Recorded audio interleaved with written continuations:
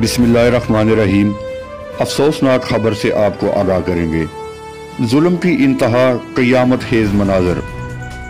गुजरात के नवाई गांव शामपुर थाना ककराली की हदूद में अफसोसनाक वाक़या पेश आया।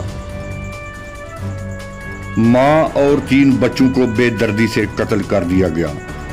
इब्तदाई तहकीकात के मुताबिक मुलज़म सफदर हुसैन ने जायदाद के तनाज़ा पर सगे भाई की बीवी और बच्चों को बेदर्दी से मारकर कत्ल कर दिया।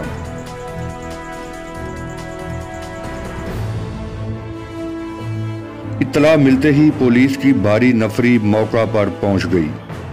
गुजरात पुलिस ने फौरी कार्रवाई करते हुए मुलज़म सफदर हुसैन को मौका से गिरफ्तार कर लिया। डीपीओ गुजरात आईजी पंजाब ने आरपीओ गुजरांवाला से रिपोर्ट तलब कर ली। Report Syed Ibrar Naqvi, bureau chief, Delhi, Gujarat.